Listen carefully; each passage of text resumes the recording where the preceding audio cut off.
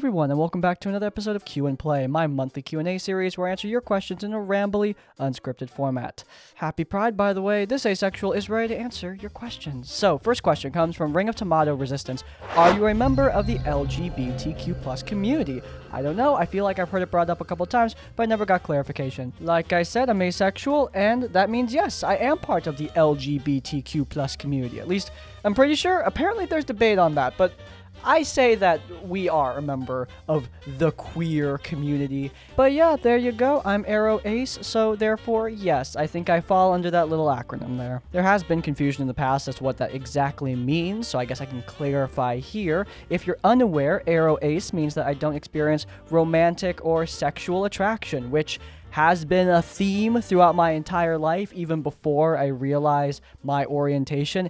It made high school very, very strange for me because I felt this pressure to start getting into relationships because everyone else was, and I felt like, okay, this should be happening now, like I should be feeling romantic feelings for other people, and I just wasn't. I thought friendship was romance for the longest time because I was like, this is the closest I feel to someone else, this must be what romance feels like, but it wasn't, because if that's what romance feels like, I guess I'm in love with basically all of my friends. But yeah, after some reflection, a lot of reflection, actually right before I started Crispy's Tavern, I came out, and it was awkward, it was difficult at times, but you know, it feels good to finally just embrace who I am and no longer pretend I'm something that I'm not. Feels good, not gonna lie. Question from Ross Feliciano 9654. This art style looks really familiar to me. Who's the artist? This is referring to the art of our channel, so our channel banner, the art of me and the rat and all that.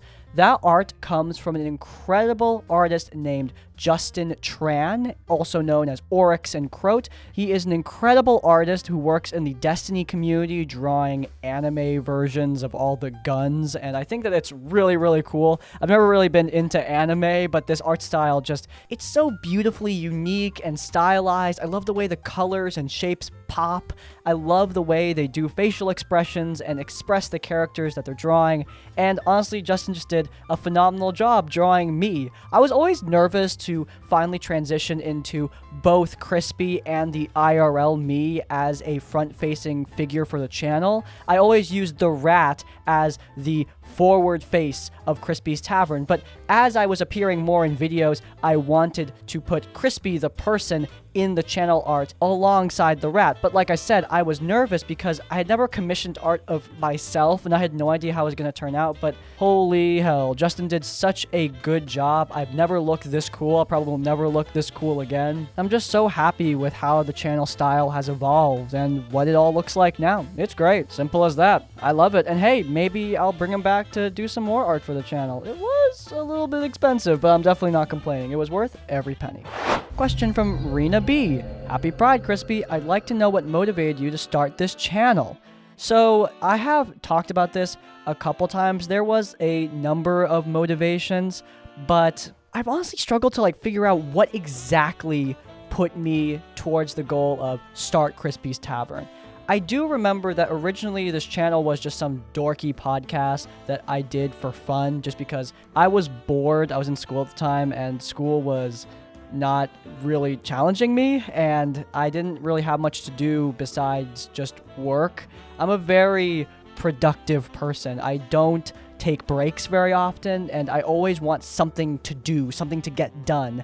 And, you know, doing delivery driver things and being a student wasn't really doing it for me. So I started this channel and after about a year, I decided hey, I love Dungeons & Dragons, why not make this into a D&D channel? And I never actually did it. It was a month of me just thinking, oh, I should do this, but never really doing it. And then eventually, I was listening to a sea shanty and singing along to a Longest John song, and I realized, oh, you're not doing anything right now. And that really bothers me, remember? Because I'm a workaholic, I like getting things done. So while I was singing that shanty, I passed the time by making a banner for Crispy's Tavern. And then from there, I was like, okay, I have the banner, I have the profile pic now, let's just do this. And so I did it. I made a Tabletop Tavern Tips video first, and then an RPG Horror Story video, and then we went from there. I'm really glad I started this channel. It literally changed my life, and apparently it helps people to play these games, have more fun, and generally get through their work days by listening to my voice. So you know what?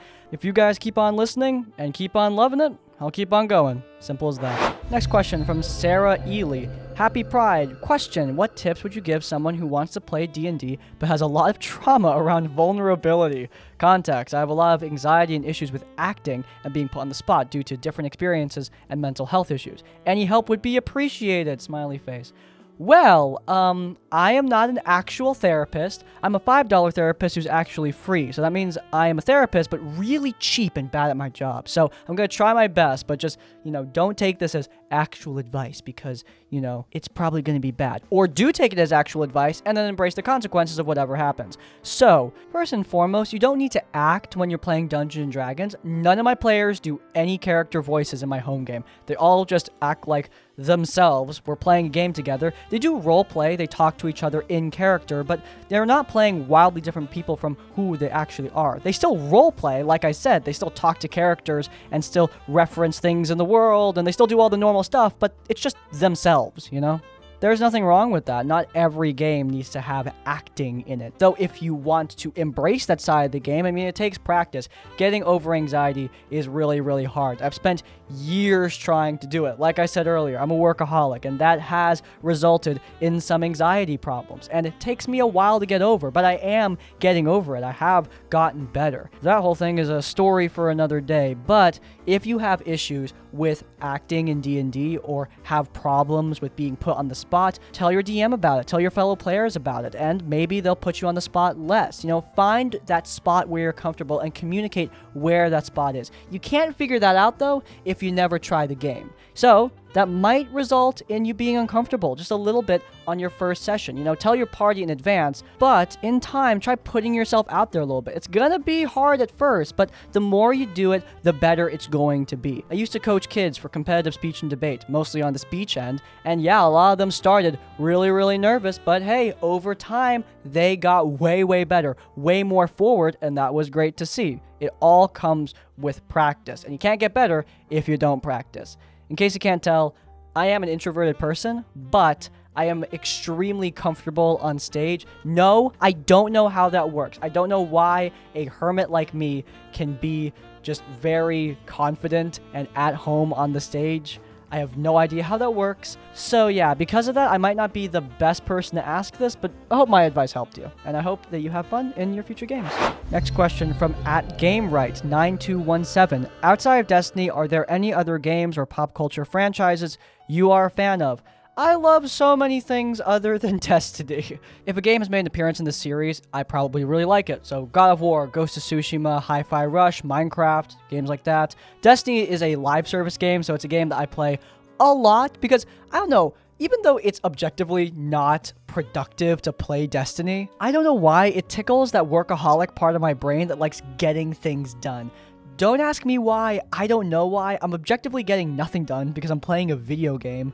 But I have checklists of things to do in Destiny, and getting those checklists done makes me feel good. So that's why I play that game a lot. Right now, I'm working my way through a Minecraft mod survival, and I'm also playing Legend of Zelda Tears of the Kingdom, just like everybody else. And yeah, I'm playing Destiny 2. After I finish Tears of the Kingdom, I'm probably going to jump over and do Diablo 4, because I've heard some really great stuff about that game, so I'm going to pick it up. Probably on the PC, because I haven't gotten the game on the PC in a while. I've just been on the PS5 and the Nintendo Switch, so change it up a little bit. Also, I like things besides video games. I watch movies. Just saw Spider-Verse. It was awesome. It's my thing of the week. It would be my thing of the week if, we did a podcast this week. I'll probably talk about it next week. Anyway, yeah, I like things other than Destiny.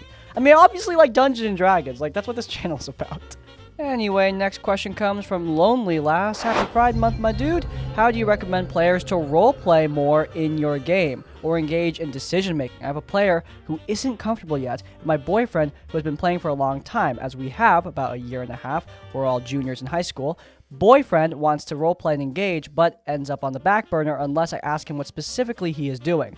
I'd love for them to be more comfortable engaging. First and foremost, like I said earlier, it's going to take some time. It's going to take some patience on your part because a lot of people just don't acclimate to pretending to be fantasy people immediately, or hell, even eventually. It took my party a year to start talking to each other in character and to start role-playing in the first person. If you wanted to try and passively encourage the both of them, I would start asking them questions about their character through the game. Don't ask, what are you doing? Ask, what is Caroline the Faceless doing? Those are questions that will encourage them to think about their character rather than about themselves. Also, on your end, roleplay the hell out of your NPCs. If you're a dungeon master, your players are going to be much more comfortable being dummy fantasy characters if you, yourself, are comfortable being dummy fantasy characters. Don't go over the top if it's not the kind of game you want, but put yourself out there as much as is reasonable, and that is going to encourage your party to do the same. Alright, Blair, you're up. Potential player here, and I could use some advice. Essentially, I want to play D&D, but I'm afraid at the same time because of the possibility of my characters dying. Is there anything you think I should do/try to fix this issue? First, your DM might not even do character death. I mean, I do. I kill characters sometimes. It's happened once or twice.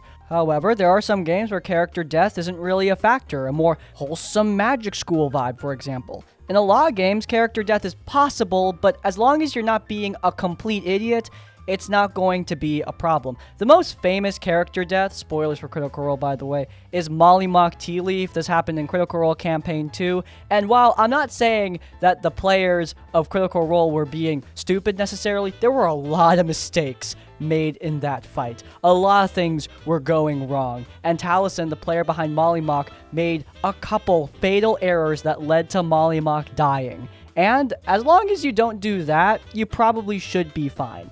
In my games, at least, the guarantee is this. If you are playing smart and you're decently lucky, you're probably going to live. However, if you just jump into one of my combats and just say, I hit the bad guy over and over and over again without any brains to it, and you're not, being smart with your positioning, you're not coordinating with the rest of the party, things might turn out kind of bad for you. But that's my style. And with that style, I've only killed a couple of player characters, and both times it wasn't because they were being dumb. It was just because of bad luck and some misplaced planning. My Annie Edison-esque obsessive changeling kleptomaniac, Caroline, is my favorite player character I think I've ever made.